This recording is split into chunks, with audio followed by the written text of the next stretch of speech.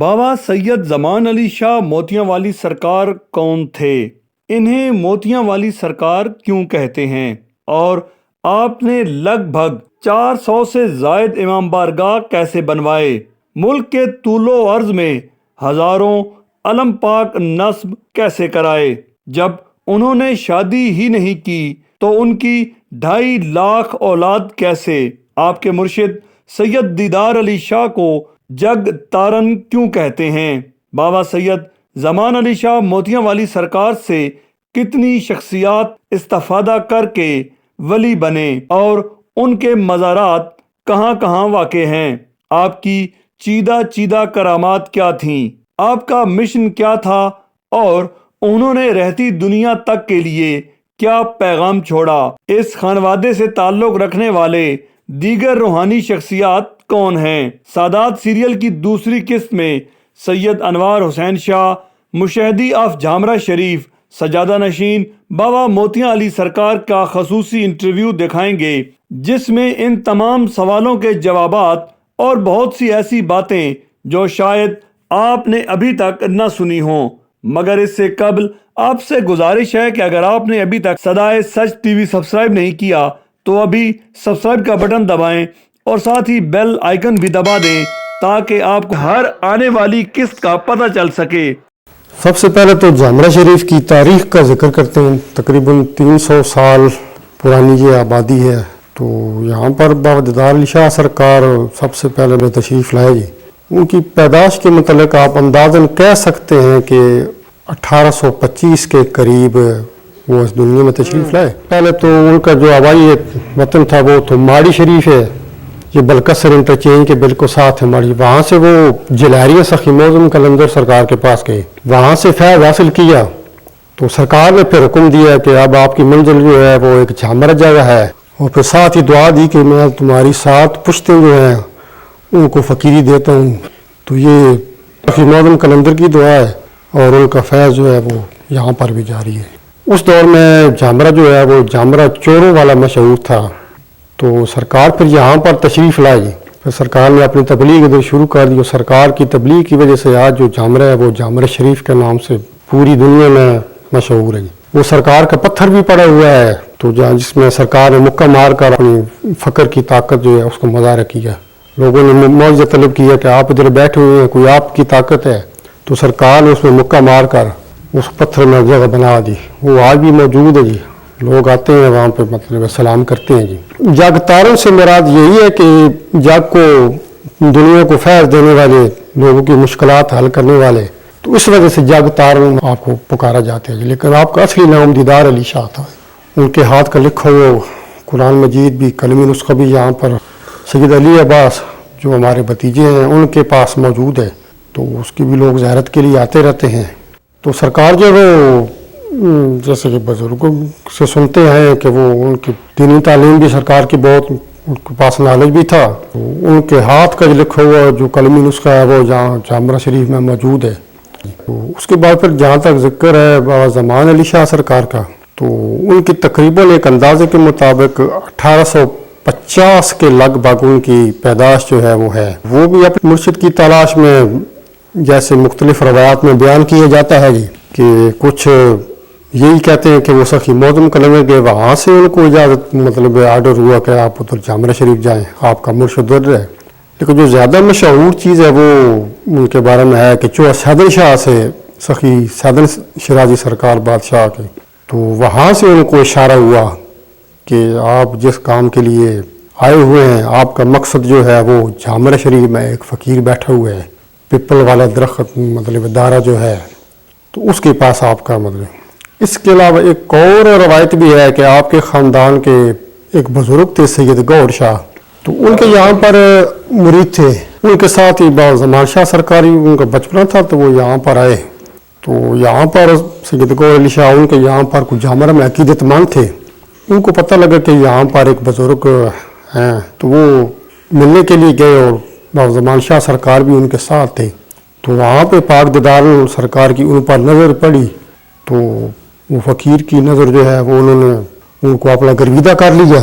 تو انہوں نے بابا گور علی شاہ سے کہا کہ آپ یہ بچے یہ مجھے دے دیں، تو یہ مختلف چیزیں ہیں جو بزرگوں سے سنتے آئے ہیں، جو سینہ در سینہ ہم تک پہنچی ہیں جی۔ تو اس کے بعد جو آپ کا مشہور لقب ہے وہ موتی والی سرکار ہے، اس کے بارے میں زیادہ یہی مشہور ہے کہ ملک وال اسٹیشن پہ آپ ملنگوں کے ساتھ گئے ہوئے تھے، تو بار اسٹیشن پہ بیٹھے ہوئے تھے، تو وہ ٹی ٹی جو ہے وہ مینیجر وہ ٹکٹ چیک کرنے کے لیے آیا، تو ملنگوں نے کہا کہ ہمارے پاس ٹکٹ تو نہیں ہے، تو وہ سیدھے سرکار کے پاس آیا، تو سرکار نے کہا ہم ملنگ لوگ ہیں، تو اس نے کہا کہ اگر آپ کے پاس ٹکٹ نہیں ہے تو پھر آپ سفر نہیں کر سکتے، پہلے ٹکٹ لینا ہے۔ تو سرکار بھی اپنی منزل میں جلالت میں آ گئے، تو سرکار نے وہ جس گھوڑی پہ بیٹھے ہوئے تھے اس کو اوپر اٹھایا، تو اس کو کہا کہ نیچے دیکھو، نیچے مطلب موتیوں کا ڈھیر لگا ہوا تھا، تمہاری مرضی ہے لے لو۔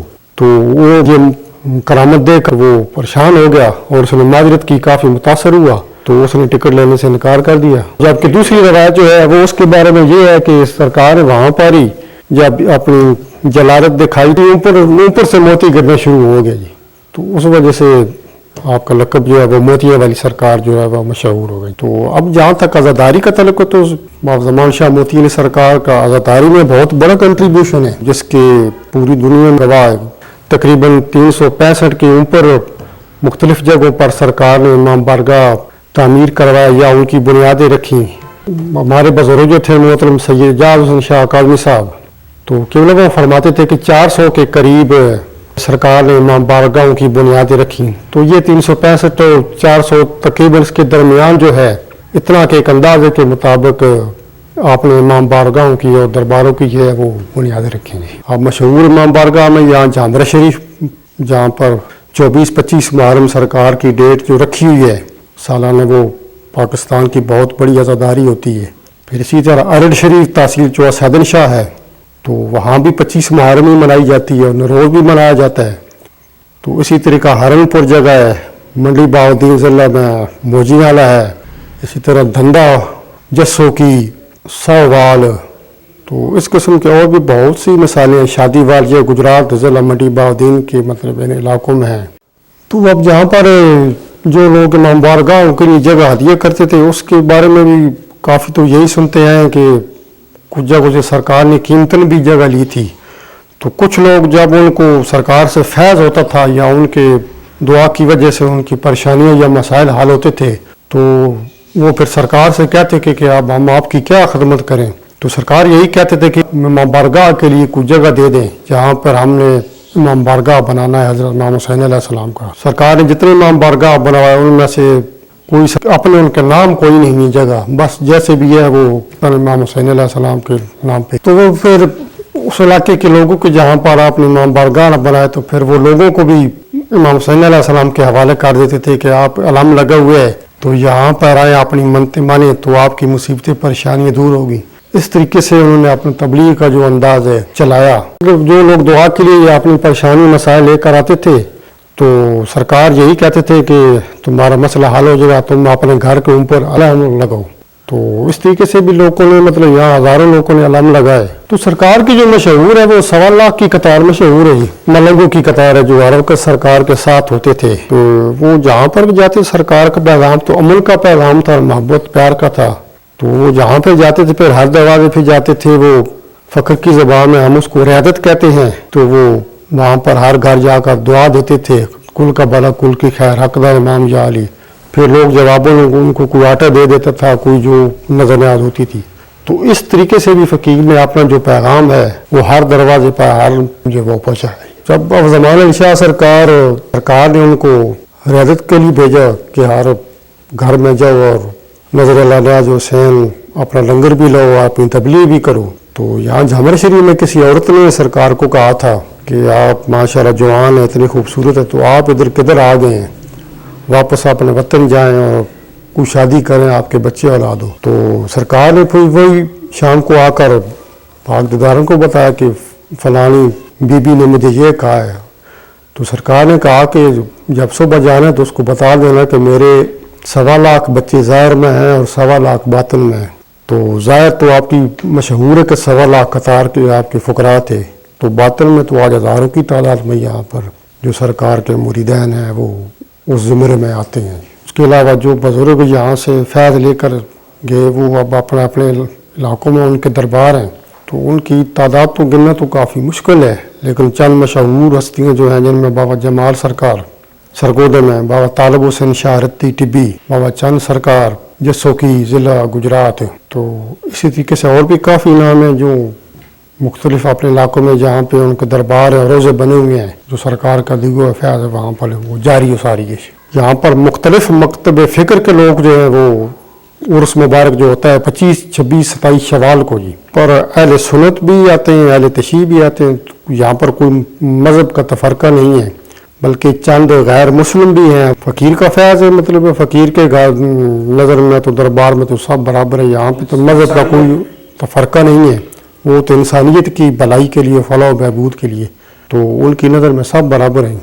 तो यही उनका तबलीग है और यही सिलसिला अब तक चल रहा है। यहाँ पर कोई किसी किस्म का मजहबी या कोई ऐसी परेशानी नहीं है, हर मकतब फ़िक्र, बल्कि अहले तशय्युअ से ज़्यादा तो अहले सुन्नत जो हैं, अहले सुन्नत वल जमात बरेलवी हज़रात, वो यहाँ पर ज़्यादा अक़ीदत मान जाते हैं।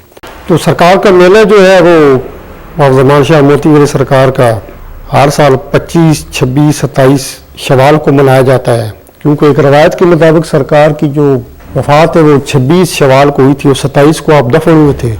तो इस चीज़ को मद्देनज़र रखते हुए 25, 26, 27 शवाल हर साल सरकार के मज़ार पे सरकार को उर्स मनाया जाता है, जिसमें हज़ारों लोग अक़ीदतमंद जो है वो शिरकत करते हैं।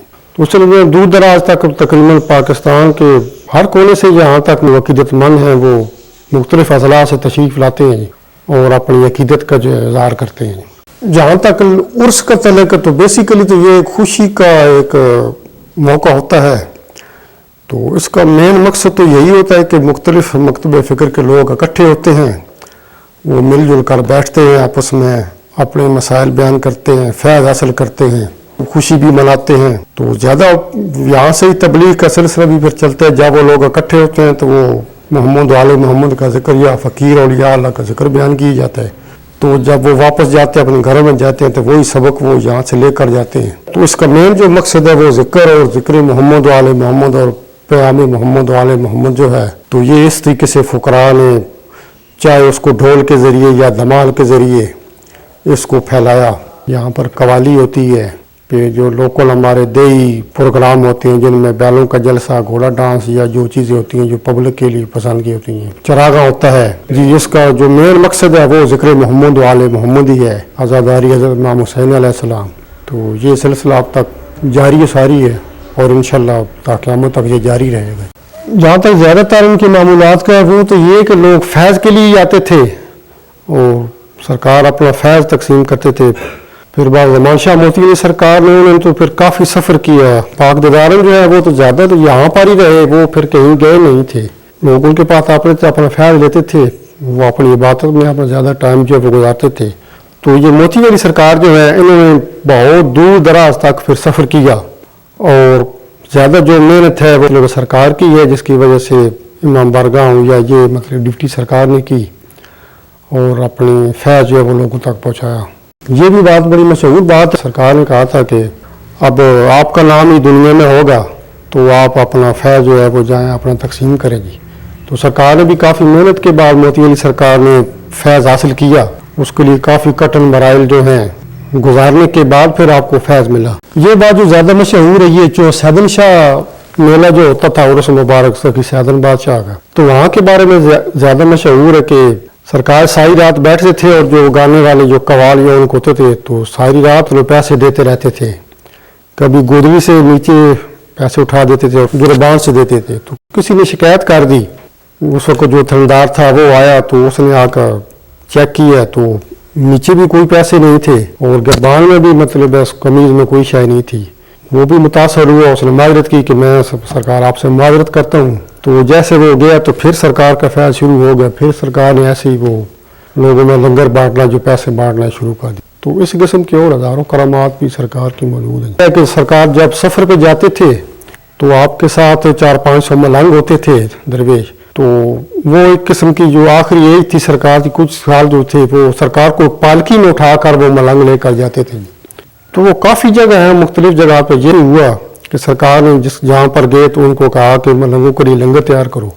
تو اس وقت لوگوں نے یہی کہا کہ اس وقت ہمارے پاس گھر میں پڑا ہوا تھوڑا ہے، سرکار نے کہا وہی تیار کر دو، تو سرکار نے اس ان پر کپڑا دے دیتے تھے اور اس سے نیچے ہی مطلب تقسیم کرتے تھے، جو ہے وہ 4-5 بندوں کا کھانا جو ہے وہ کئی لوگوں میں، ہزاروں لوگوں میں مطلب تقسیم ہوتا تھا جی، تو وہ کبھی ختم بھی نہیں ہوتا تھا۔ تو اس کے بعد پھر دوسری سرکار کی جو مین کرامت ہے وہ روضہ پاک میں ہے، جہاں پر کہ آپ کے مرشد بابا دیدار علی شاہ سرکار دفن ہیں۔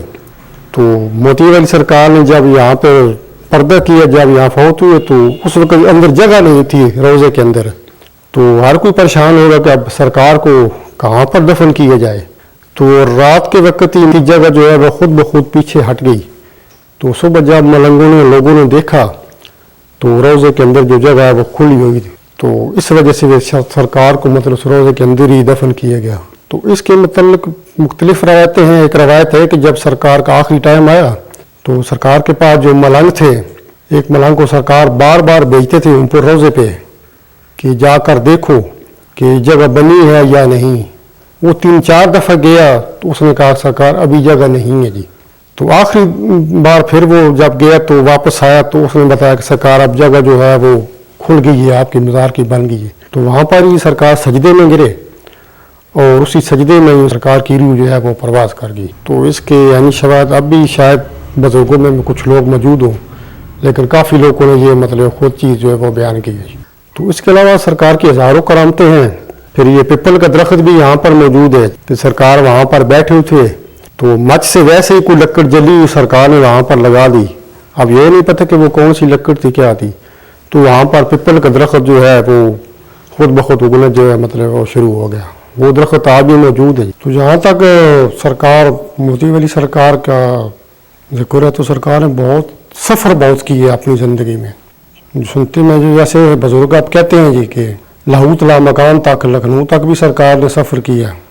قلندر سرکار پہ بھی سرکار کا مچ موجود ہے، لاہوت لا مکان بھی سرکار کا آستانہ ہے۔ تو دور دراز تک سرکار نے سفر کیا۔ تو جہاں تک پاک دیدار سرکار کی وفات کی تاریخ کا ہے تو وہ آپ اندازہ کہہ سکتے ہیں کہ 1904 سے لے کر 1914 جو پہلی جنگ عظیم کا پیریڈ ہے، اس دوران میں کسی جگہ پہ مطلب ان کی جو وفات کا ہے اس کے بارے میں زیادہ کہا جاتا ہے۔ سرکار کا جو روضہ مبارک ہے یہ بھی تقریباً 1920 کے قریب، ایک انداز 1920-25 میں اس کو تعمیر کیے گئے۔ آپ کی اولاد میں بھی کافی مجذوب ہوئے جی، ہمارے دادا سید محمد حسین شاہ، بابا جیون شاہ جی، پھر ہمارے والد صاحب سید قاسم علی شاہ چاچا، سید سجاد حسین شاہ، وہ بھی فقیر لوگ، درویش لوگ تھے۔ آج کل سید مشتاق حسین شاہ میرے بڑے بھائی جو ہیں وہ اس وقت موجود حیات ہیں، تو وہ بھی اپنا فیض جو ہے لوگوں کے لیے دعائیں ہو رہی ہیں۔ لیکن سب یہ کرم جو ہے وہ مولا پنجتن پاک کا ہے اور اس کی ذات کا کرم ہے کہ لوگوں کو فیض مل رہا ہے۔ مستورات میں بھی کافی ہستیاں یہاں پر گزری ہیں، مائی زوارت سرکار گزری ہیں، مائی زیتون، مائی جنت، تو ان لوگوں نے بھی مستورات میں بڑا فیض تقسیم کیا ہے۔ میرے بھائی تھے سید حبیر حسین شاہ، تو عزاداری میں انہوں کا بھی بہت بڑا حصہ ہے، انہوں نے بھی اپنی بہت خدمت کی ہے جتنا ہو سکتا ہے۔ تو کافی دور دراز تک تو انہوں نے بھی مشن امام حسین علیہ السلام کو مطلب تقویت دی ہے۔ پہلا ان کا کلام بھی موجود ہے، زیادہ تر وہ لوخانی ہی ہے جی، وہ ہم نے اس کو کتاب کی شکل بھی دے دی ہے، وہ کتاب بھی موجود ہے جی۔ 100 کے لگ بھگ مرثی ہے، لوخانی کی قصیدے بھی ہیں، رباعیات بھی ہیں، تو اب وہ اب تک ماتمی جو ہیں وہ پڑھ رہے ہیں۔ مطلب مشہور ہوا تھا کربلا والوں کی دنیا میں عجب ہے داستان، دی جنہوں نے دین کو خون سے حیات جاویدان۔ اس کے آخری مسئلہ زندگی کا ہونا شاید آخری نو امیر جی، یہ آخری نہیں تھا، اس کے بعد انہوں نے لکھے تھے، لیکن زیادہ پھر ان کی مطلب وفات کے بعد اس نوع کو زیادہ کر لو ماتم کے کہیں اپنی نکلنا جا جاؤں، تو یہ زیادہ مطلب پھر پڑھا جانے لگا جی، اور آج بھی اس کو مطلب لوگ پڑھ رہے ہیں جی۔ دنیاوی حساب سے تو ان کی اتنی تعلیم نہیں تھی، لیکن بس یہ دعا سمجھ لیں یا ایک فیض سمجھ لیں کہ وہ جب بولتے تھے تو آدمی حیران ہو جاتا تھا کہ پتہ نہیں ان کا کتنا نالج ہے کیا ہے۔ تو وہ چیزیں جو ہے ان کے کلام سے مطلب وہ ظاہر ہو رہی ہیں کہ جو ان فیض حاصل تھا یا ملک حاصل تھا۔ اور باب زمان شاہ موتی سرکار ہیں، وہ اباؤٹ 1940 کے قریب مطلب ان کا جو ہے وہ یوم وفات ہے۔